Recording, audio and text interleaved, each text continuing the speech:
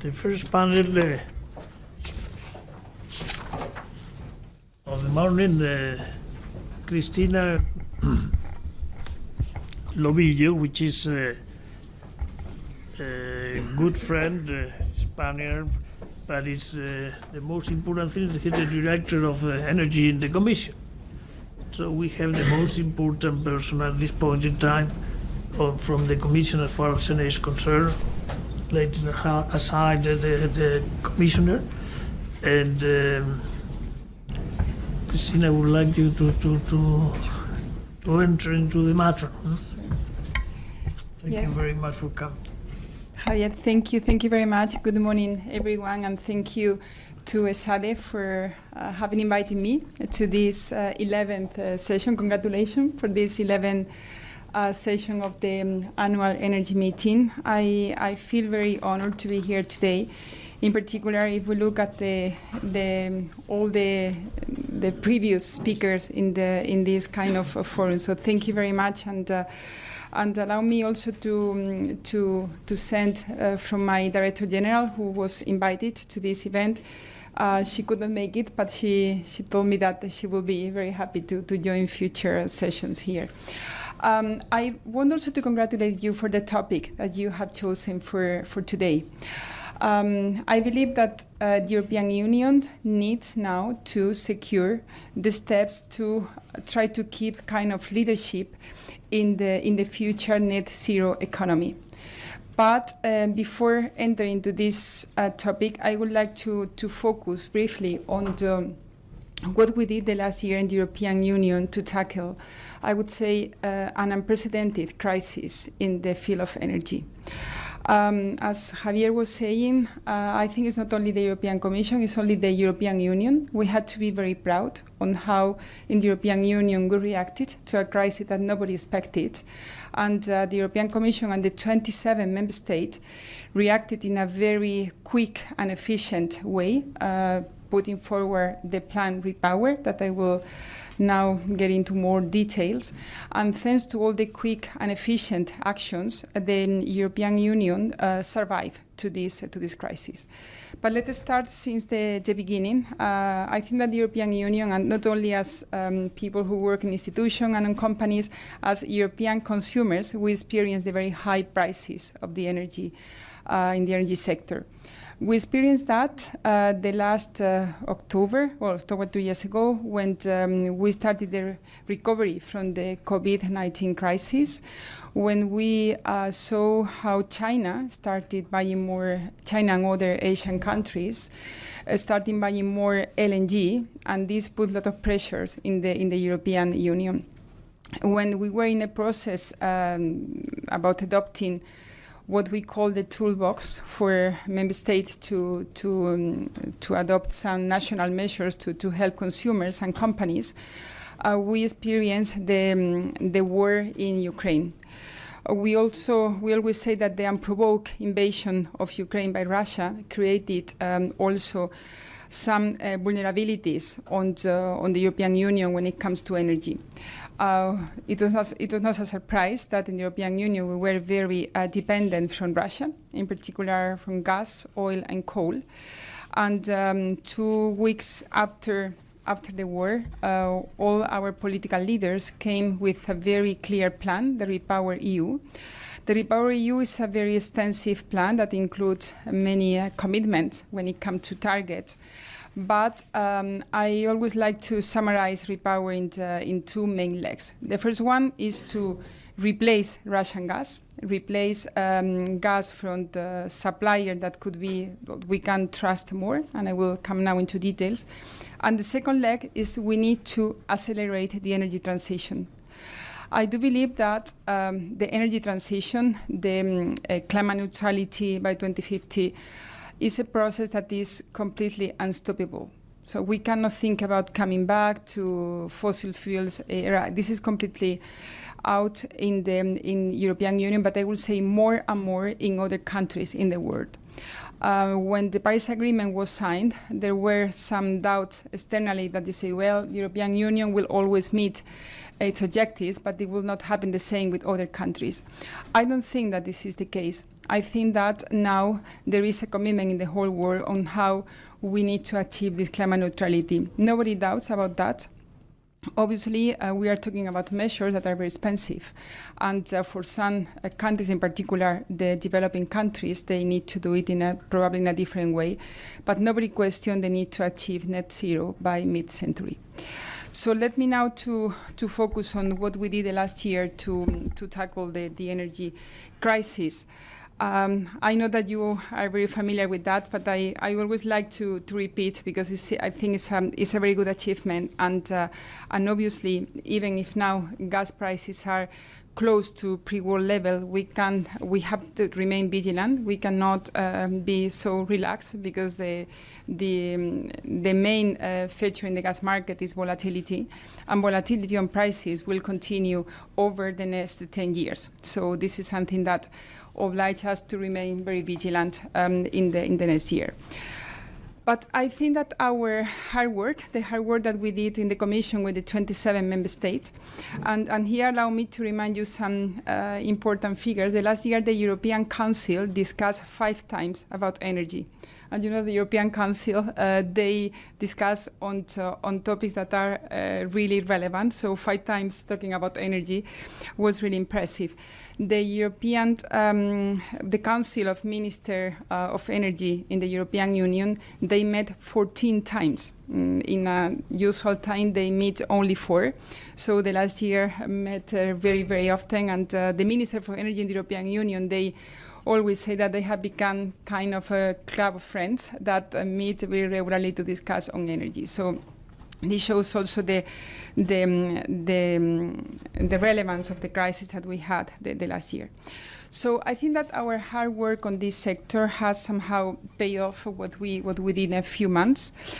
We managed to reduce gas demand by more than 18% from August to March this year. And this accounts for 42 BCM, billion cubic meter of gas in the European Union. We also filled the gas storage facility ahead of this winter, reaching historic peaks of 95%, being the obligation 80%, but the European Union, we went beyond this target and we managed to fill the storage by 95%. And also, we secure gas from alternative sources that, as I was mentioning before, more reliable than Russia. In 1 year, we have replaced more than 70 BCM, 70 billion of cubic meters from Russia. I mean, in 1 year is quite impressive, I would say. And I think that we need to put credit in the sense of the measure that we took, but it was also the result of a very orchestrated strategy by Russia to cut gas supplies to the European Union. And I want to remind you some facts on this, to this extent. So the first one, Russia, as you may probably recall, they started by cutting gas to Bulgaria and Poland. Then they also decided to publish this decree on the rubles, that contract gas have to be paid in rubles. Obviously, this was strongly contested by the European Union because it was kind of breach of the contract that Gazprom has with the European companies. Then they decided to cut gas to the Baltic countries and electricity to Finland. And then they started also with the maintenance work in Nord Stream 1. One try, second try, and then the third time they decided to cut gas flows from the Nord Stream 1 to the European Union. So as you can imagine, this was a very clear orchestrated strategy by Russia to cut gas supplies to the European Union. What we did in the European Union is simply in an urgency, just to look for more gas. As you know, today in the European Union, still around 25% of gas is needed to produce electricity, as an average in the European Union. And we also have more than 60% of fossil fuels in our energy mix. So it's still a very high figures, and that's the reason why we had to supply this gas and other fossil fuels from other sources that we could trust more. And I want to mention the figures from the countries that we were able to replace the gas. The first one is the US. As you know, the US is a big producer of LNG, basically. Just to give you a figure, in 2021, we imported 21 BCM, 21 billion cubic meters. The last year, we imported 56.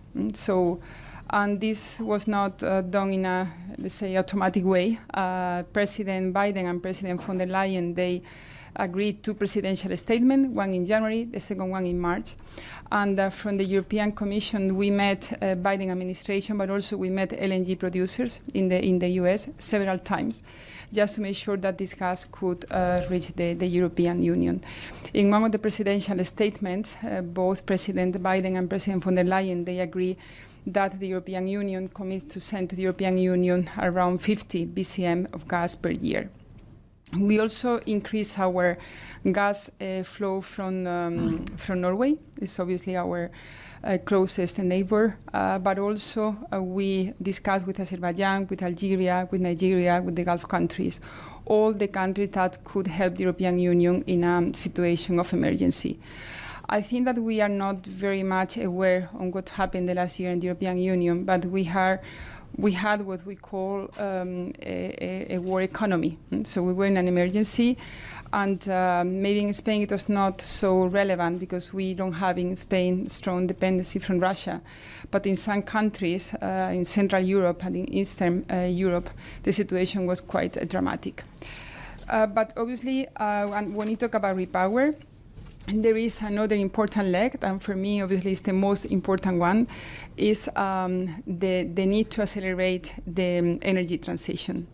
And here, what we did is to increase the target for both energy efficiency and renewables. The political agreement was reached about targets on renewables, in particular 42.5% by 2030, and energy efficiency 11.7%, that by far are the most ambitious targets when we compare to other countries in the world. We also accelerated the permitting in member states to allow the installation of new renewables plants in the European Union. And maybe the figures that I want to share with you is that we, as Luca was mentioning before, we generated more electricity from wind and solar the last year in the European Union than from gas. We also experienced a 47% growth in solar photovoltaic and 46% on the wind, both onshore and offshore. So I think that these figures are quite relevant, just to see that obviously we need to secure gas, but at the same time we are speeding up the energy transition, that nobody doubts about that. We also created one new element in the European Union, one new tool that was floating in some political discussions in previous year, but it was materialized in the context of the crisis, was the creation of the energy platform to proceed to buy jointly gas in the European Union.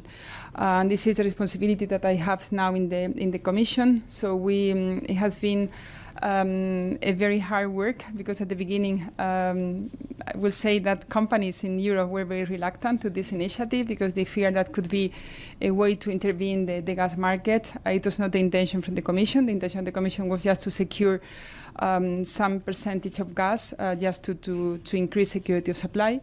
So after 6 months of hard work with the companies, with suppliers, we launched the first tender in the European Union. And I'm very happy to share with you that the result of the first tender has been very successful. So we managed to match around 11 BCM of gas. Obviously, the consumption in the European Union is 380 BCM, but the percentage, even if it's a very small one, shows that in the European Union we have an instrument that could also help in situation of crisis.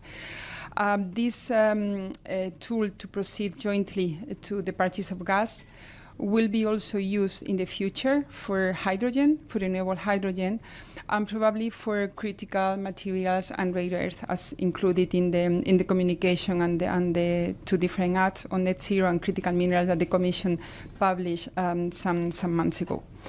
And allow me to focus now on this Net Zero Industry Act and Critical Materials Act. I think that in the European Union, obviously, when we talk about, we need to have a plan for the industry in the European Union. And previously, Javier, Elena, they mentioned the IRA. The IRA for the European Union is, I think that we need to look at it in a positive way. Because it's the United States came with a very clear strategy to tackle climate change. And as you know, it was always the European Union, the one having higher targets, more ambitious strategy. So now we see that from the Biden administration, we have a clear plan to fight against climate change. That was a reaction by President von der Leyen and the whole College of Commissioners, so positive, but at the same time we need also to work with them in order to make sure that we don't hurt each other. So obviously the dialogue, the negotiation with the US has been more and more, I would say, intense and rich. I think that the energy crisis has also produced this enhanced dialogue with the US. We, in DG Ener, just to give you an example, I travel once a month to Washington, D.C. the last year, and we have a very fluent dialogue that never happened before at this scale. So we are working with them on that. I think that the European Union and the US has to go hand in hand when it comes to energy transition. We cannot afford to go in separate ways, so now we are working on IRA. We are working in methane emission reduction. Obviously, we cannot have different strategies. We have to work together on that. And we need also to align some principle when it comes to industry. But also we had to bear in mind that the US policy on industry, on energy, and the policy that we have in the European Union are not similar. And we need also to accept that. It doesn't mean that one could be better than others, simply they are different. As different is also the energy mix and the plans they had to decarbonize their economy by 2050. But when it comes to Net Zero Industry Act, I think that this is the reply that the European Union has now put forward. This is not the end. I would say this is the first step. So now we need to develop, and we need to do it in a constant dialogue with you, with companies in Europe, with all the stakeholders, with member states, the national parliament. But we believe that it's a generation opportunity to secure the European Union industrial lead in the fast-growing sector of net zero technologies. It's very difficult to somehow to agree on what we need to have a European Union leadership when it comes to industry, also because we had to combine different elements and principles. Sometimes, and I think this was a very wrong assessment, that if the European Union will go for more sustainability, this will go against the interests of the European Union companies. I think it's just the opposite. I think that we need this net zero just to support the path of decarbonization in the industry sector as well. This act, the Net Zero Act, focus on three main principles, and I think that we could all agree. The first one is that we need to overcome barriers to the scale-up of the manufacturing of net zero technologies. And this is something that has to happen internally, but also in our trade relation with the US and other international partners. The second one is that obviously we need to increase the competitiveness of our companies and to improve the European Union energy resilience. So the three legs are part of this this industrial act, and now we need to work together on how to develop the three elements. Together with the net zero, the European Union also had a plan on critical raw materials, and this is something that, for me, I think it's probably the most important topic we need to cope with in the following years. I was mentioning before how vulnerable the European Union is when it comes to the supplies of gas from Russia, and the fact that we that be very dependent from one single supplier put us in a very dramatic and complicated situation. We cannot repeat the same mistake when it comes to critical minerals. You know that these critical minerals, these rare earths, are, I would say, in the whole world, in the Asian countries, but also Latin America, in Africa, and in some European countries as well. Today, we have already a very high dependency when it comes to lithium, cobalt, magnesium. Yesterday I was reading some figure that we depend on 98% from China. So this is something that we need, obviously, to find a solution. What we are doing in the European Union is, first of all, to make clear that we can secure the good functioning of the supply chains. This is fundamental. And we are doing so in cooperation with our third country partners. In particular, I was mentioning that we are now focusing in Africa, but in Latin America as well. There will be a very important summit in Brussels in July, Latin American and Caribbean countries with the European Union. The summit takes place 8 years after the previous one. So, but this also shows that for us, Latin America is a very important continent when it comes to lithium, cobalt, and other critical minerals that will be needed for the transition. Again, we need to put forward some element, because obviously the Critical Raw Material Act is just the first step. We need now to develop the legislation, and politically it's a difficult year because this will be the last year of the Commission, the European Parliament, so elections in important member state in the European Union. But obviously as official we continue the work on that, we continue negotiations with the countries, and we really hope that we will be able to secure the critical minerals that the European Union will need for the energy transition, for batteries in cars, to store renewables, and all the elements that we need for the energy transition. I will stop here, but I would like to just to share with you a very last message today, is that the energy transition is not an issue that could be solved by legislative framework. We need investment, we need cooperation, and more than ever, we need to enhance the dialogue with you, with all the stakeholders. And this is not something that I should say because it sounds very well from somebody who represents the Commission. I do believe that this is the case. It has been my experience during the last year. So I really encourage you to increase the dialogue with us. The energy transition is probably one of the most significant and important action that the European Union will have to take in the following years. And we cannot do it on our own. We need all of you, and I really count on you to make it happen. Thank you very much.